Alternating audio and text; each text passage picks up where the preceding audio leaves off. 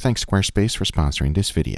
Today we're gonna try the most insane way to cook a sous vide steak. We'll be using liquid sand. I know it sounds crazy, but it might be just the greatest replacement for water. Cooking with sand is not an entirely new technique. Check out this footage of Guga making Turkish coffee where the sand holds a lot of heat. We're trying to do something similar, but with a steak instead of a cup of coffee. This is my good friend Nate. He has done some insane experiments with me. Some were great, and a few just complete madness. I have so much confidence on Nate that for today's cook, I'm gonna be using something quite special. And this is what I'm talking about. We have 3 beautiful Wagyu Marbling Score 7 picanhas. As you can see, it is a beauty of a steak. At least to me, it has the perfect ratio of meat and fat. And most importantly, this is one of the greatest cut in the world. I'm not sure that I think the best steak to use was a Wagyu picanha for like our first test with the sand cooking, but Guga's house, Guga's rules, but it is going in my belly, so I'm not complaining. I got confidence on you, Nate. If things go south, I know where you live.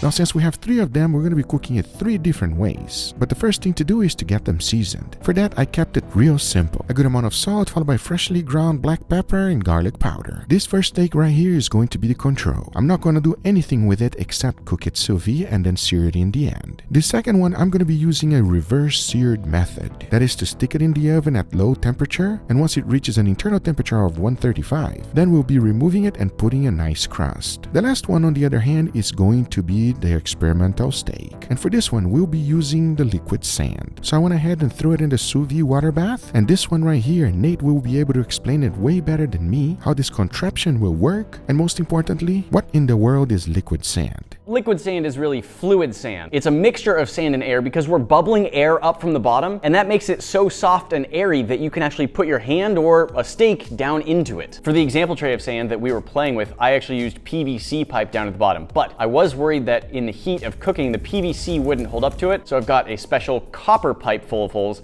to run the actual cooking stove with. The bubbling air throws a lot of the sand, and with that small container you saw that it was just getting thrown out of the sides. We don't want that to happen while we're cooking, so we're gonna be using this really tall turkey frying pot that should keep all the sand inside. In normal sous vide cooking, you're using water, which can be heated as it circulates. I don't know if such a thing exists for sand, so instead we're gonna have the whole contraption sitting on top of a burner, and we'll carefully monitor the temperature to keep it right at the range that we need. It will be hard to be just as precise as a real sous vide cooker, but we're gonna try to keep the sand at the right temperature. Guga's gonna be using his steak experience to make sure we don't overcook it or something like that. Hopefully we can keep it in the right range and we'll get a result similar to sous vide cooking, or maybe even better. Now, even if everything turns out perfectly with the sand cook, when it's done, it's gonna look like a sous vide steak, and we are gonna need to add a nice sear to it. You're absolutely right. I also decided to go ahead and make the quickest side dish in the world. These chips are not deep fried. They're not baked. They're actually made in the microwave. I got hooked up on them by Chef John. And to make them, it is super simple, and here's how. Everything starts off with potatoes. I chose these roasted potatoes. The most important thing is to cut them nice and thin. A mandolin will definitely help you do the job. Once done, you want to wash out the starch. As you can see, I got them nice and thin, but not too thin. Now we want to pat them dry as much as possible. The key is to remove as much moisture as you can. Then go ahead and set down some parchment paper and spread a good amount of oil on the bottom. Place all the potatoes in the plate and oil them a little bit more on the top. Then in the microwave they go for about 5 minutes. In the end, add a little bit of salt, and there you have it. Potato chips. Just the right amount, not overdoing so that you don't have to eat many extras. And I'll tell you one thing, once they cool down, they are nice and crunchy, and you saw how easy it is to make. The only thing missing to go along with them is a sauce. And to make this one is super simple. Into a bowl I added some sour cream, followed by Japanese mayo, some gochujang, which is Korean chili paste, Dijon mustard, followed by garlic paste, sweet relish, ketchup, and a tiny bit of honey. Mix everything well and your sauce is done. It does not get any easier than that.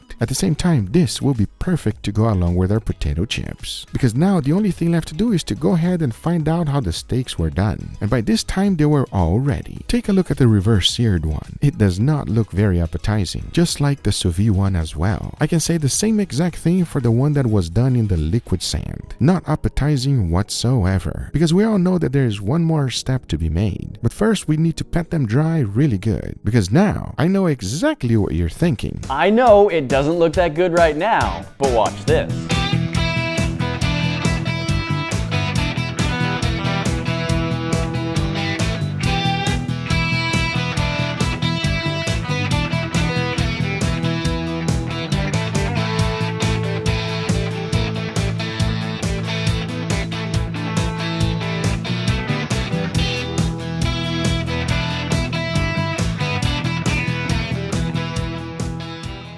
All right, everybody, here we got our beautiful steaks. Nate in the house, my brother Nate. Thank you for coming, Nate. If you guys do not know Nate's channel, go check him out, everybody. He is an awesome friend and most importantly, a great scientist. Thanks. I'll take it. He's a big time thinker. I mean, yes, I am in fact an amazing scientist. I saw you enjoying a nice refreshment outside. Where I'm from, it's been pretty cold. I was enjoying just sitting outside and soaking up some sunlight, but I was also monitoring everything as I was doing it. How hard was it to keep the temperature? For the most part, it was pretty easy. You know, it was heating up, it was going great, and then around 126, I noticed it was like, oh, it's climbing pretty good. It might have a little extra heat, so I turned off the heat, and then it just kept going up. The paint sprayer we were using, the motor got really hot, and it turned out that the air coming out of that was enough to keep heating it up. The temperature actually got a little too warm. It got up to like 145, 146. Right. It got to that point, and it didn't go any higher than that. But I also didn't really have any way to cool it down at that point, which is one of the nice things about sous vide. Proper sous vide, you set the temperature. That's it. You don't do anything. Away. And then you showed me the steak. I kind of felt it, everybody. I'm gonna be honest with you. It felt perfectly cooked, and it is perfectly cooked, but slightly towards the rare side. Yeah, it's a perfectly cooked rare. I'm actually curious to see if he did anything to the steak differently, if it's just rare, or he tenderized it because he was beating it with sand a little bit. It's possible. We're about to find out right now. Enough talking, let's give it a go, all right? All right, let's go, let's dig in. Please, we're gonna start right here. Yeah. I'm not gonna tell you guys what it is. See if you guys can pinpoint it, yeah? All right. Cheers. Cheers. Which one is that one, Nate? Delicious. That's the right answer. Oh my gosh, that has so much flavor. That is as good as it gets, everybody. You can tell which one this is, yeah? I think this is the normal sous vide. Yeah, exactly. Can't complain. It's perfect. Enough talking, let's dig into the second one. Sounds good? What do you guys think just by the look, huh? We were talking about how the sand one turned out a little bit more rare. This looks pretty similar. Yeah. So I don't think this one is much more rare than the other one, but... Yeah, exactly. Let's find out. Too fast. It's okay, Nate. You're a guest. Dig in, Nate. Cheers, everybody.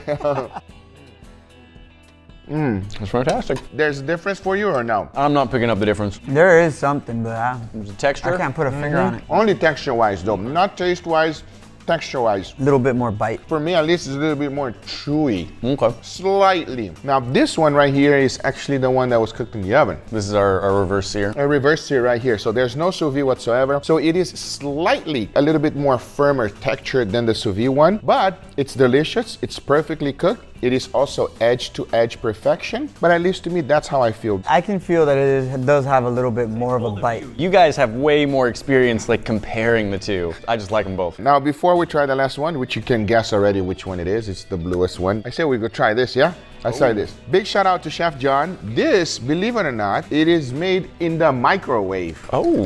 You guys ready? Cheers. It's crunchy. That's really good crunchy. Crunchy, easy to make, no secret. It works extremely well. This was made in a microwave. Microwave. Doesn't get any easier than that. I like that. That is good. Highly recommend you giving it a try. But let's dig in. The liquid sand steak, everybody. Fluid sand. As soon as I said liquid sand, it was like, let's just be a little bit more technical, Guga, and say it right. Fluid sand. There you go. This is definitely more rare. Yes. Yeah. But it is still evenly cooked. What was the total time? It was probably in the sand for about 40 minutes, but for the first 10 to 15 of that, it was still heating up. So it was probably really only cooking for like 20 to 25 minutes. I'd say maybe another 10 minutes would have been like on the money, everybody. But let's find out how it tastes. Cheers. Cheers. Yo, that's not that rare. That tastes great. It's in the edge between rare and medium rare. That's what I would say that. How are you feeling that the sand one compares in texture to the other two? Is it me or is it more tender? I kind of thought it was. I don't know if because it's so rare or if it's just because the sand keep beating it up. I wish I could claim that I thought I had made a way that tenderizes it more, but honestly, I think it's just that this cut of meat happened to be just a tiny bit more tender. No, you think so? I think it's just the cut of meat. To prove a point, can you cook a sous vide steak in liquid sand, also known as? Fluid sand. Yes, you can. Anyway, guys, these are the results. Remember, go check out Nate's channel. Everything will be on the description down below. Nate from the internet, my brother from another mother. So good to be here. Thank you so much for having me. Of course, and if you guys don't know, Nate speaks more Portuguese than me. Isn't it true? I don't see. You see? Look at this guy. Again, I want to thank Squarespace for sponsoring this video. Squarespace gives you a powerful and beautiful online platform to create your website, connect with your audience, and generate revenue through gated members-only content. Manage your members, send email communication, and leverage audience insights all in one easy-to-use platform. So go to squarespace.com for a free trial, and when you're ready to launch, go to squarespace.com/SousVideEverything to save 10% off your first purchase of a website or domain. Thank you guys so much for watching. I hope you enjoyed this video. If you did, hit that thumbs up. If you're not a subscriber, be sure to subscribe, and we'll see you guys on the next one. Take care, everybody. Bye-bye.